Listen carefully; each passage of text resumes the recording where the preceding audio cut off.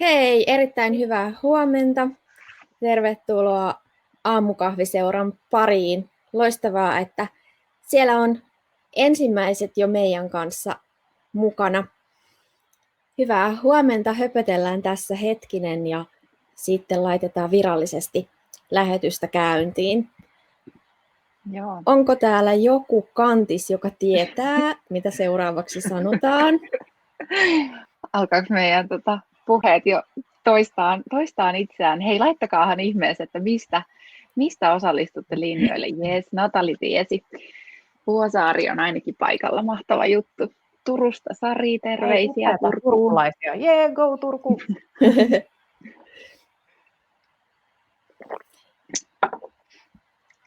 Ja tämän aamun chatin avaus maailmanmestaruuskilpailun voitti Vuosaari. Kyllä. Ei ole muuten mennyt sinne voittoon aikaisemmin. Eli tämä oli ensimmäinen kerta. Onneksi olkoon. Ja nyt Natali kunnon tuuletukset voitto Vuosaareen. Huomenta Haagaan ja Klaukkalaan ja Tikkurilaan. Nyt on vielä, sanotaanko, että aika tällainen Etelä-Suomi-painotteinen meidän osallistujaporukka. Jee, Natali. Kyllä, tämä jääköön historiakirjoihin sulle muistiin. Huomenta Mäntyharjulta. Loistavaa. Karttapaikat avattu Etelä-Suomen ulkopuolelta. Ja Ouluun. Ihan uskomattoman hienosti linjat toimii ympäriinsä. Tervetuloa linjoille sieltäkin suunnalta. Kyllä. Hei, mun kello näyttää kyllä 8.30. Tiedä, ollaan toivottavasti samoissa ajoissa, niin aloitellaanko ihan virallisestikin tämä päivä? Mitä sanotte? Yes. Hei, lämpimästi tervetuloa Markkinointikollektiivin Aamukahviseuran linjoille. Tätä hostaa tosiaan Markkinointikollektiivia. Minä olen Koiviston Sanna-Kaisa ja saadaan tehdä tätä Aller markkinointipalveluiden kanssa. Kiitokset vaan Allerille siitä. Nyt en ole enää varma, että monesko viikko on menossa. aika lailla tullut jo sellaiseksi tutuksi ja turvalliseksi tiistain ja torstain aloitukseksi ainakin itselle tämä juttu. Mutta hei, mitäs kuuluu linjoille, Marika? Huomenta. Espoo kuittaa ja tervehtii kaikille hyvät huomenet. Mukavaa, että olette taas linjoilla ja pääsette kertomaan, että millä fiiliksellä olette juuri nyt. Jes, hei, vastailkaahan ihmeessä tonne Marikan polsseihin. Ei tainnut vielä aktivoitua. Katsotaan. Olisiko noin? Joo, ei taida vielä näkyä. No niin, nyt. Yes. nyt sillä aikaa, kun te vastailette tonne, niin mä haluan toivottaa lämpimästi tervetulleeksi meidän tämän aamun Aamukahviseuran vieraan. Jenni Korhonen, tervetuloa linjoille. Miten sun aamu on alkanut ja mistä päin sä liityt meidän seuraan tänään? Aamu on alkanut ihanasti, aurinkoinen kiva aamu ja jotenkin iso kiitos, että saan olla mukana. Tämä toi hyvää ehkä taas uudenlaista rytmiä ja rutiinia tähän etäilyyn. Tämä olisi itselle nyt 9. viikko etänä ja sen kunnia tulin itse asiassa Postin Taipaleelle Helsingin Ilmalaan. Postin pääkonttorille ja täytyy sanoa, että täällä oli todella hiljaista. Mun piti ottaa tiimille videokuvaa siitä, että kuinka hiljaista täällä onkaan ja kulman takaa tuli ihminen ja säikähdin. Niin se ehkä kertoo tästä erakoituneisuudesta, että ihan jännä olla täällä. Mutta toisaalta täällä on täys rauha olla teidän kanssa aamukahvilla, niin tulin ihan mielelläni ja turvallisin mielin myöskin. Käsidesi on ahkerassa käytössä. No niin, kiva kuulla. Hei, kerroksä sä vähän tarkemmin meidän linjoille kuulijoille, että kuka oot ja mitä teet? Jes, eli tosiaan Korhosen Jenni ja mä oon nyt huomenna tulee vuosi täyteen postilla, että mulla on tämmöinen vuosipäiväviikko. Mä olen aikaisemmin ollut 12 vuotta median parissa töissä, mediamyynnissä ja myynninjohtotehtävissä ja niistä leijonan osan sanomalla. Ja tosiaan sitten vuosi sitten hyppäsin Postille vastaamaan Postin digitaalisten palveluiden myynnistä ja nyt on puoli vuotta, 7 kuukautta vastannut myöskin sen lisäksi VT-roolissa Postin data- ja AI-liiketoiminnasta. Eli siinä tämänhetkinen ikään kuin se tekeminen, että mistä arki täyttyy. No onneksi olkoon hei vuosipäivä viikosta. Oliko niin, että huomenna on Virallinen päivä. Joo, No katsotaan, niin, mahtavaa. lähetti jonkun viirin tai jonkun muun vuosipalkinnon. Joo, nyt jos on hei kollegoita linjoilla, niin pieni vinkki vitonen, että huomenna saa muistaa. Huomenna saa muistaa jotenkin. Hei, pakko kysyä tähän, nyt sanoit, että olet 9 viikkoa itse etänä niin miten hei tämä tilanne on vaikuttanut Postin toimintaan? No Postilla tietysti, kun meillä on ihan valtavasti ihmisiä töissä, Postissa on suurin piirtein 22 000 henkeä, joista valtaosa on siellä meidän kaikkien arjessa läsnä postinjakajina, jakeluauton kuljettajina, logistiikkakeskuksissa, niin ensisijaisesti totta kai meidän ihan prio ykkönen on ollut kaikessa tekemisessä, että turvataan työntekijöiden turvallisuus ja terveys, eli siihen on mennyt totta kai valtavasti energiaa ja ollaan siinä onnistuttu tosi mukavasti, ollaan siitä jopa saatu, en edes muista tämän viranomaistahon tai instanssin nimeä, joka on käynyt ihan tsekkaamassa meidän niin kuin, toiminnat ja toimipisteet ja muuten siellä on kyllä pidetty ihaltavasti huolta niiden meidän tärkeiden henkilöiden, eli sen operatiivisen työn pyörittäjien terveydestä. Et siltä osin tilanne on mennyt hyvin, mutta sitten totta kai vääjäämättähän, kun tämä korona osuu meidän kaikkien arkeen, niin se näkyy myös Postilla, joissain liiketoiminnoissa ehkä enemmän sitten semmoisena hidastumisena tai erilaisena arkena, ja sitten taas niin kuin kaikki on varmaan uutisista lukenutkin, niin paketti- ja verkkokauppaliiketoiminta, ylipäätään verkkokauppa, kotiin toimitukset, ruoan verkkokauppa, tämän tyyppiset asiat on ollut ihan valtavassa kasvussa. Se on itse asiassa jännä nähdä, kun me itsekin istun paketti- ja verkkokauppaliiketoiminnan niin kuin business groupissa, että onko tämä nyt se loikka, jonka Suomi ottaa tässä niin kuin verkkokaupan kasvussa. Me ollaan ehkä muihin länsimaihin ja jopa meidän ihan lähinaapureihin nähden niin oltu yllättävänkin kaukana siitä tasosta, millä verkkokauppa voisi Suomessa olla. Kyllä. Niin jännä nähdä. Uskon, että nyt tästä tulee tietyltä osin sellainen new norm ja ihailtavaa on ollut huomata se, että erityisesti se kotimainen verkkokauppa, tosi pienet startupit ja uudet verkkokauppatoimijat on saanut tästä kyllä omalle toiminnalleen tosi hyvän lähdön ja nosteen ja varmasti saanut paljon uusia asiakkaita tosi erilaisista asiakasryhmistä, kun ehkä se karttuneempikin väestö nyt on enemmän tottunut ja osin pakotetustikin, mutta tottuu siihen, että miten sieltä verkossa niitä asioita sit voikaan ostaa. Joo, varmasti niin kuin näkyy ja huimasti on verkkokauppoja noussut sellaisille yrityksille, joilla niitä ei aikaisemmin ole ollut, ja se sitten varmasti näkyy myös teillä. Onko tämä niin kuin verrattavissa johonkin tiettyyn ajankohtaan, mikä teillä yleensä? Niin kuin... No on. Kyllä volyymit suurin piirtein siinä, että paljon niitä paketteja liikutellaan ja niitä tuolla logistiikkakeskuksissa on, niin voidaan puhua melkein loppuvuonna ja jouluna. Ja tässäkin kohtaa niin täytyy kyllä sanoa, että meidän se niin kuin tuotantohenkilökunta on pärjännyt ihan valtavan upeasti, kun jouluun me kuitenkin valmistaudutaan aina pitkään. Ja nyt tämä tuli aika yllättäen ja äkkiä. Joo. Lähtikö mun kamera pois? Sori. Mitä ihmettä? Joo, varmaan mä luulen, että siellä voi olla sellainen juttu, että jos yhteys meinaa olla vähän huono, niin sitten se nappaa sun kameran pois, mutta katsotaan, jos se päästään sut takaisin. Ja mä olin siksi ääni täällä, kuuluu että kyllä. täällä pitäisi yhteyksiin toimia. No, tää on tää. Tää on sellaista, mihin ei aina voi, mutta tää välillä tekee näin, mutta hei, ei se haittaa mitään. Joo, eiköhän se sieltä päästä sut kohta takaisin.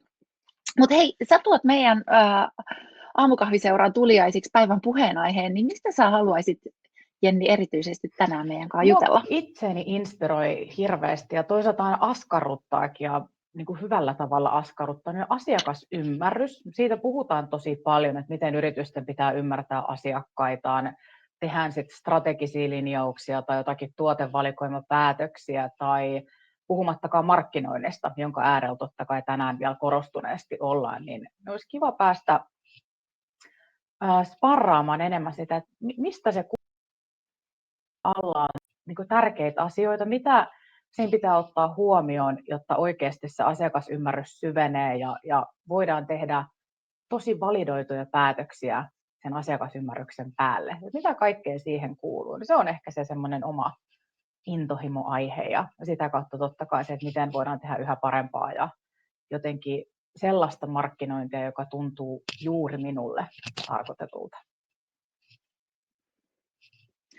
No mistä sulle on niin kuin tähän aiheeseen syttynyt tämä intohimo? Onko se ollut niin kuin, onko se tullut nyt tavallaan tuolla postin päässä työskennellessä vai onko se ollut aina sulle sellainen, mitä olet halunnut edistää tai ihmisten saavan tietoa? Varmaan luonnollisesti tämä tietysti myöskin digiaika, paljon puhutaan datasta, niin totta kai se on ollut ehkä viime vuosinakin jo ja onkin ollut niin tosi semmoinen leimaava teema, mistä paljon puhutaan ja tietty kun oli pitkää sanomalla ja siellä oli valtava mediaportfolio, jonka kautta voidaan ammentaa ihan hirveän rikasta dataa siitä, että haetaan sitä kohderyhmäymmärrystä, jonka päälle niitä kampanjoita sitten rakennetaan, niin kyllä se on ollut jo pidemmän aikaa. Et toki sitten kun tulin postille, niin täällä on taas saanut yllättyä vielä ihan uudenlaisilla tavoilla, koska posti ei luonnollisestikaan ole ainoastaan mediatalo, vaan täällä tehdään paljon muunkinlaista työtä ja mistä sitä dataa ja ymmärrystä ammennetaan, niin täällä on kyllä saanut yllättyä ja inspiroitua ihan valtavasti just sen niin kuin kohderyhmäymmärryksen ja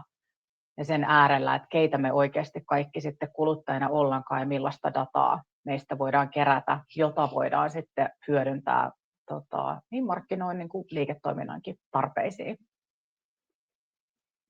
No mihin sun mielestä sitten tämmöinen niin kuin asiakasymmärrys, niin mihin se sun mielestä perustuu?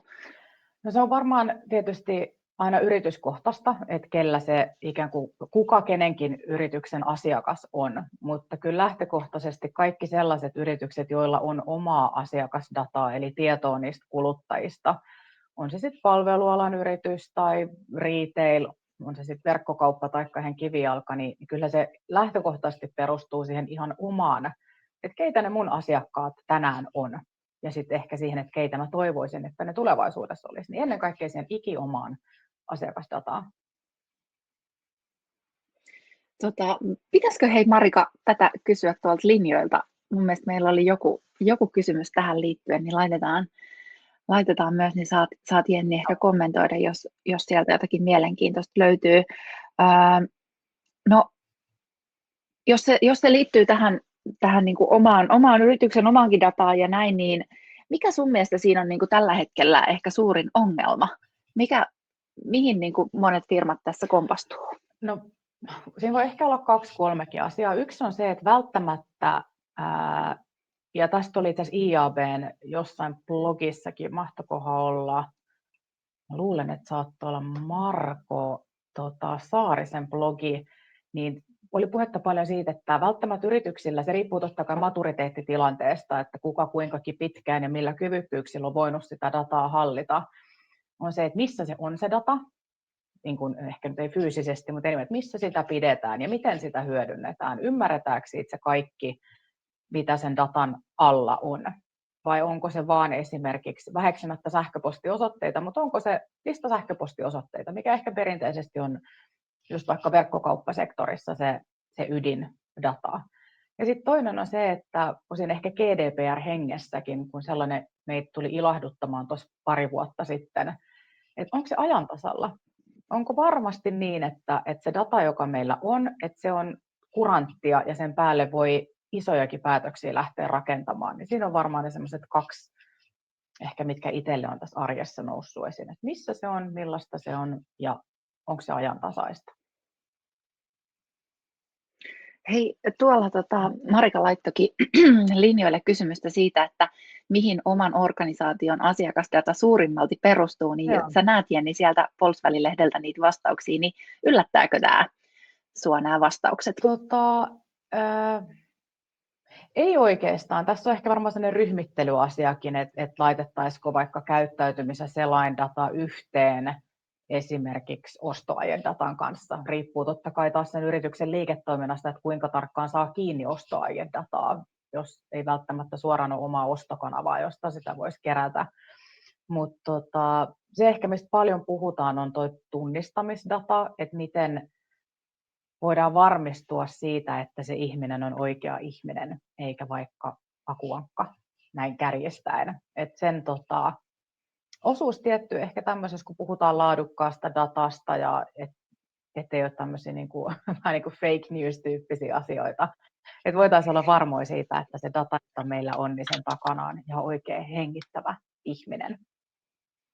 Mutta joo, ei käyttäytymissellainen data, se on nimenomaan tässä meidän digi- ja online-arjessa varmasti se, jota eniten myöskin mittaroidaan, jolle on rakennettu eniten tietynlaisia tunnistautumispisteitä, niin vääjäämättä se on useasti aina se isoin. Joo.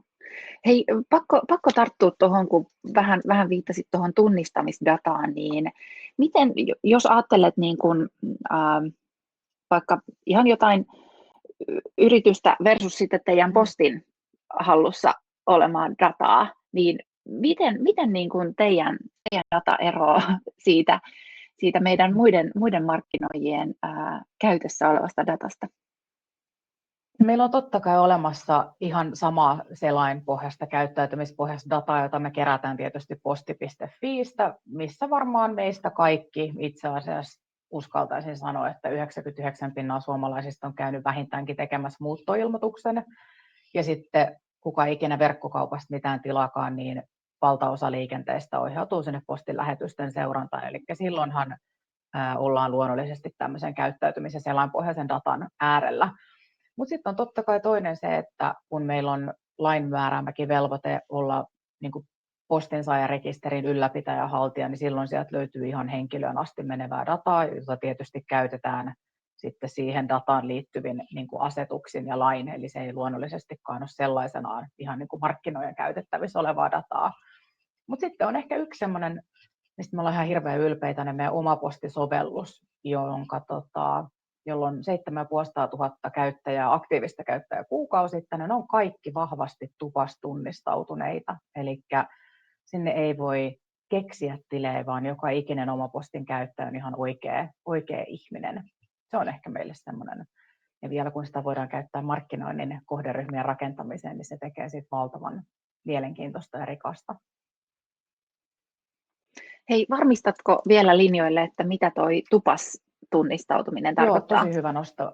Monesti aina alalla kun alalla, niin se otetaan omaan jargoniin ja voi jäädä termit selittämättä. Tunnistautuminen tarkoittaa siis sitä, että pankkitunnuksilla tunnistaudutaan, jolloin varmistetaan se, että siellä on oikea henkilötietoinen taustalla, jolloin toisaalta sen palvelun käyttäminen on myös mahdollisimman turvallista. Aika huima määrä. Sanoit, että paljonko teillä on siellä rekisteröityneitä ja vahvasti tunnistautuneita käyttäjiä. Sanon 7,500 aktiivista niin kuin kuukausikäyttäjää. Niitä käyttäjiä on totta kai enemmän, mutta varsinkin näin markkinointikontekstissa niin ollaan haluttu pitää kiinni siitä kuukausikäyttäjästä, jotta se on myöskin relevanttia sitten esimerkiksi markkinoinnin tarpeeseen tehtävien kohderyhmien rakentamiseen.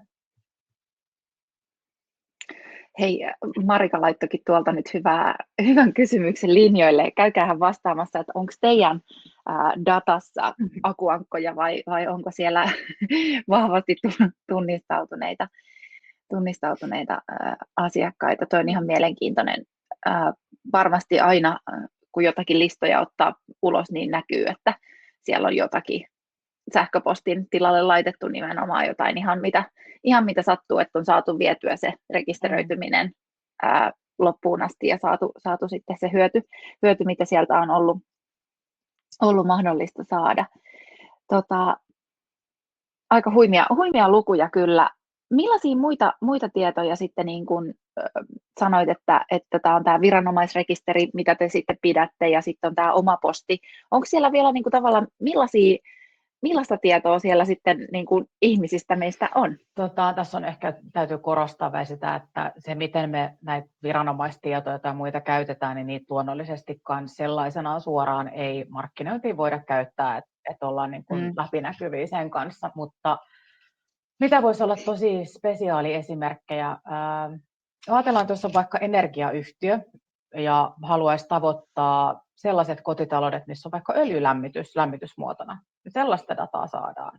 Tai jos haluaisi jostakin syystä tavoittaa sellaiset henkilöt, jotka on aloittamassa vaikka omakotitalon rakennusprojektia, voisin kuvitella, että erilaiset rakennusliikkeet, Coradot, Bauhausit, tämän tyyppiset, monet muutkin, niin me voidaan saada dataa henkilöistä, joilla on myönnetty rakennuslupa. Silloin tietää, että 5 vuoden sisään siellä varmasti jonkunlaista naulaa ja vasaraa ehkä tarvitaan, tai vaikka sähköjä sinne tontille. Eli hyvin niin kuin ihan laidasta laitaan. Tai sitten haetaan vaan tämmöisiä niin kuin sosiodemografisia tekijöitä, tuloluokkaa, millä autolla ajat, koska mahdollisesti olet vaihtamassa autoa, jos ajat nyt Bemaria, niin olisitko potentiaalinen Teslan käyttäjä. Eli se on oikeastaan niin kuin, niitä datalähteitä on valtavasti ja niitä voidaan käyttää tosi monenlaisesti ristiin, hakea erilaisia rikasteita ja profiilitietoja. Että se on oikeastaan vaan siitä kiinni, että ymmärretään, että mikä on se tarve, mitä halutaan. Halutaanko ymmärtää olemassa olevasta vai löytää jotakin ihan uusia, niin se ei jää niin kuin siitä datasta kiinni. Se on enemmänkin sit vaan, että löydetään ne just oikeat pisteet. Hei, kerroit Jenni, kun tähän valmistauduttiin, niin siitä aika huikeasta määrästä, jota sitten kuitenkin niin kuin yrityksissä olevasta datasta kuolee joka vuosi, niin otetaanko tähän linjoille arvaus ensin ja kerrot sitten tarkemmin, että niin, mikä on oikea vastaus. Mutta sillä välin, kun saatte tuolla linjoilla vastata tähän kysymykseen, niin voitaisiin mennä sun kanssa siihen aiheeseen, että minkä sä niin ajattelet, Jenni, olevan kuluttajadatan hyödyntämisen tulevaisuuden trendejä? No trendejä on varmaan aina, riippuu aina totta kai vastaajasta, että jokainen meistä katsoo maailmaa niin kuin sen oman perspektiivinsä kautta, mutta kyllä mä näen, että kun niin isoja päätöksiä tehdään sen asiakasymmärryksen päälle, niin tosi tärkeää on varmistaa varsinkin se, että kun sitä dataa on tarjolla valtavasti erilaista pohjautuen erilaisiin niin kuin tämmöisiin triggereihin, on se, että ja GDPRkin toki tuo oman mausteensa tähän soppaan, mutta pitäisi, että sen datan laatu ja ajantasaisuus on tosi tärkeää. Toinen on ehkä sitten tämmöinen just offline-online-datan yhdistely, jotta siitä saadaan yhä rikkaampaa, ettei perusteta mahdollisesti vaikka markkinoinnin päätöksiä vain niin kuin yhden striimin kautta tulevaan dataan ja asiakasymmärrykseen. Sitten kolmas totta kai helmikuussa Googlen uutisoima kolmansien osapuolien evästeiden ikään kuin kuoleminen online-markkinoinnin kohdentamisessa. Mitä se tuo tullessaan? Se tulee mun näkemyksen mukaan hyvin isolta osin muuttamaan tämän koko online-mainonnan markkinoinnin tekemisen isosti seuraavan 1,5 vuoden aikana.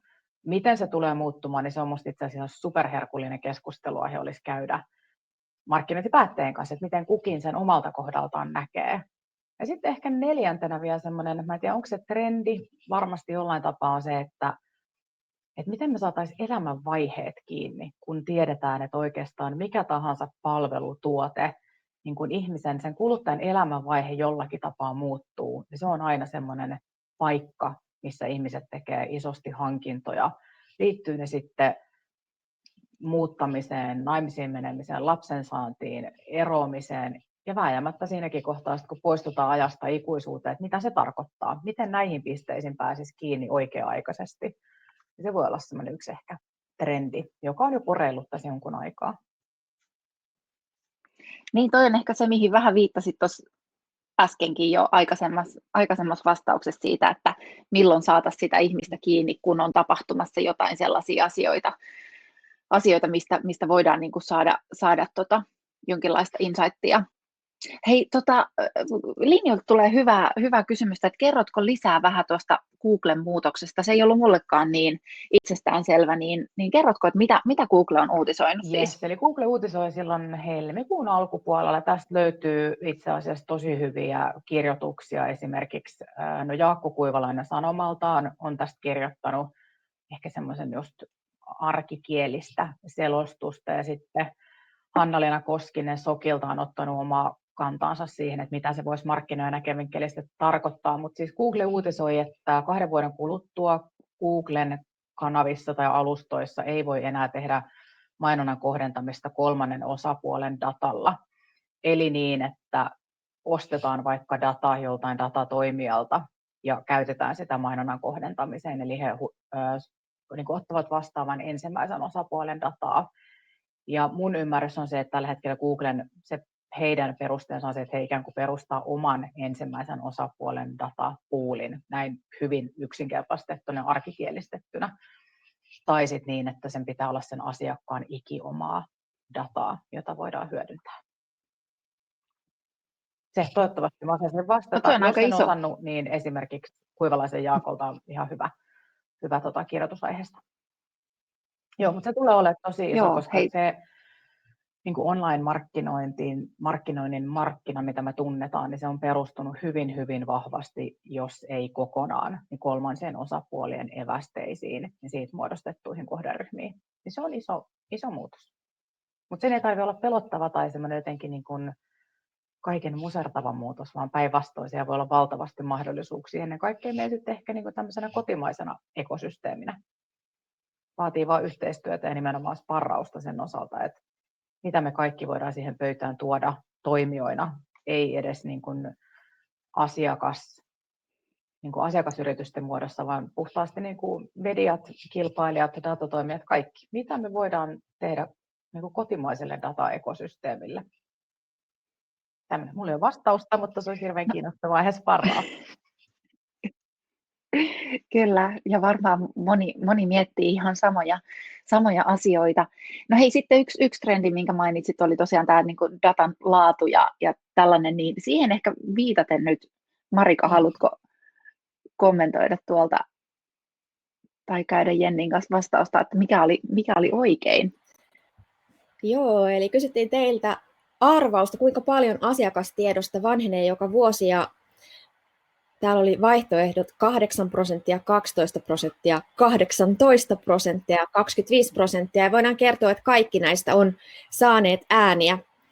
Jenni, sä oot nyt meidän avain onneen ja tietoon. Tämä on oikea vastaus. Ilahduttavaa nähdä se, että niin kuin se, mitä me Postilla ollaan tutkittu, niin myöskin täällä kuulijakunta on ollut nyt tosi tietäväisinä. Eli 25% datasta vanhenee vuosittain. Toki tässä on hyvä muistaa se, että sehän on keskiarvo, eli voi olla, että jonkun asiakkaan omasta kuluttajadatasta joku osa voi olla vaikka 100% ajan tasalla, mutta sitten sieltä saattaa löytyä joku asiakassegmentti tai datan osa, joka on vaikka 70% vanhentunutta, eli tämä on nimenomaan keskiarvo, mutta hienosti on aamukahviseuralaiset ollut tämän asian päällä.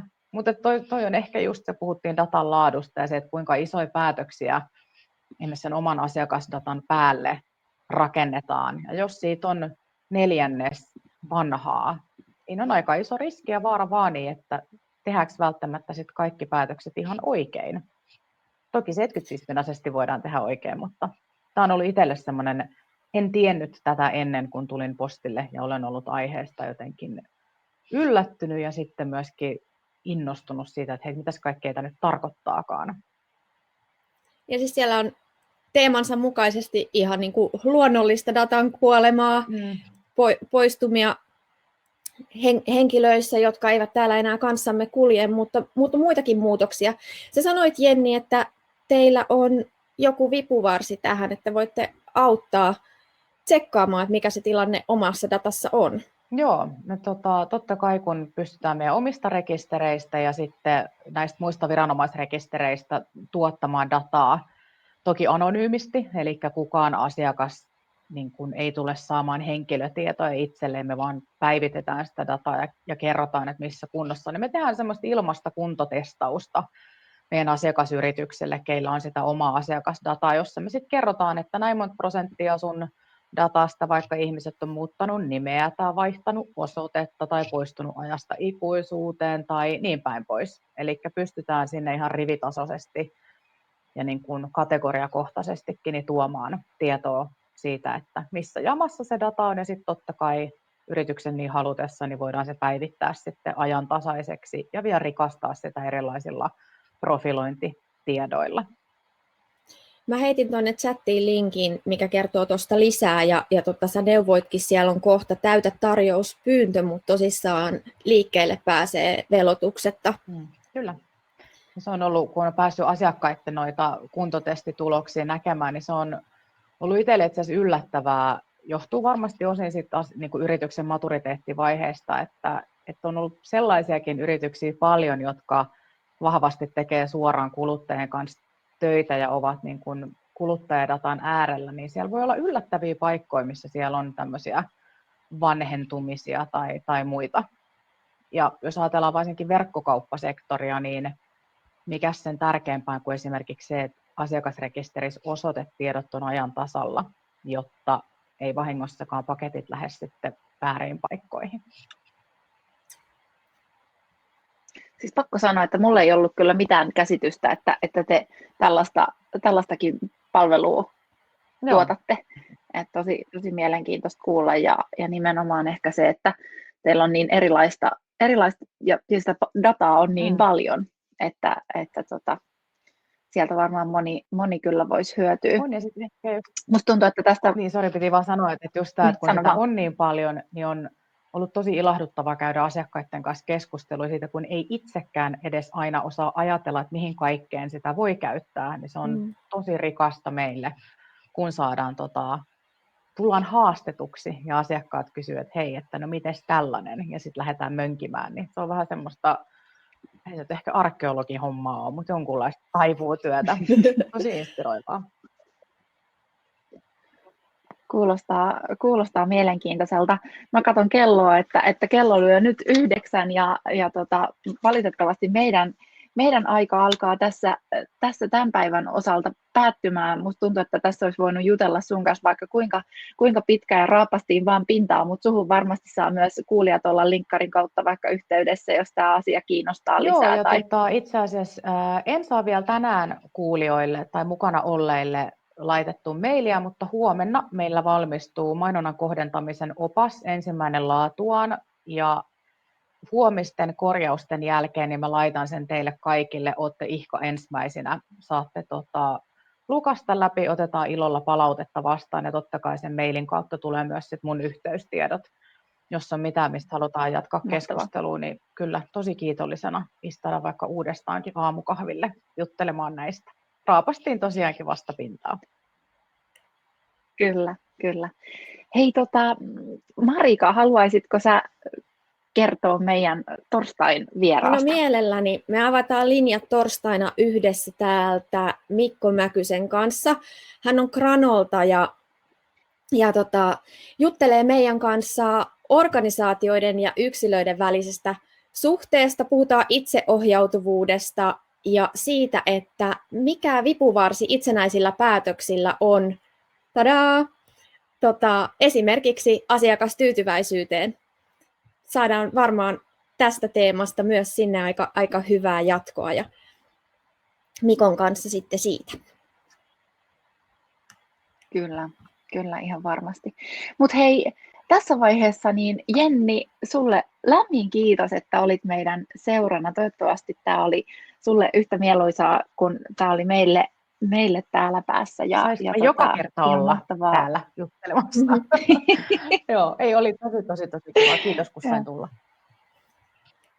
Kiitoksia paljon. Hei, virallisesti nyt tähän päättyy tänä aamun aamukahviseura, mutta pidetään tuttuun tapaan linjoja vielä hetken aikaa auki, että jos tulee vielä Jennille jotain kysymystä tai haluatte laittaa viestiä tonne, niin voitte pistää. Täällä on tullut ainakin heti jo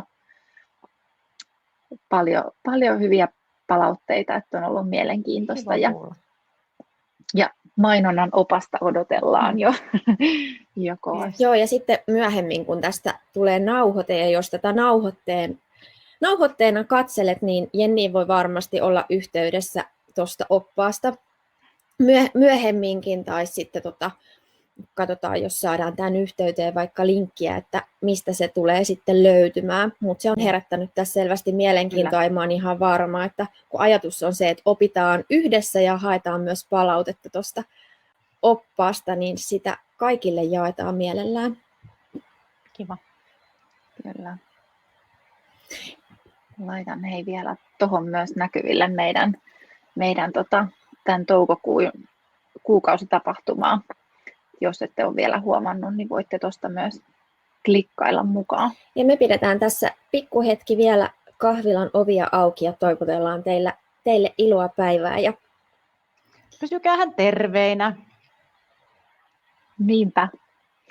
Nyt ainakin katoin, että eilen hallitus on linjannut, että etätyökehote on voimassa kesän loppuun asti, että eiköhän tässä aika monet etäkahvit vielä ehditä erinäisillä kokoonpanoilla pitämään. Ja itse asiassa, jos täältä saa sneak peekinä todeta, niin tämä aamukahviseura oli järjestetty ajatuksella, että pidetään korona etulinjassa meidän yhteyksiä yllä, mutta tästä on tullut meille niin kivaa palautetta, että meidän suunnitelmissa on, että jatkettaisiin koko loppuvuosi, tehtäisiin 1 kerta viikossa lähetystä. Ja jos teillä linjoilla olleilla myös tähän teemaan on jotain palautetta, toiveita tänne teemoista tai muuta, niin kaikesta saa olla yhteydessä. Kyllä.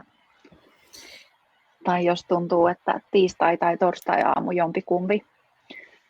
jompikumpi erityisesti sopii omaan kalenteriin, niin sitäkin saa preferoida.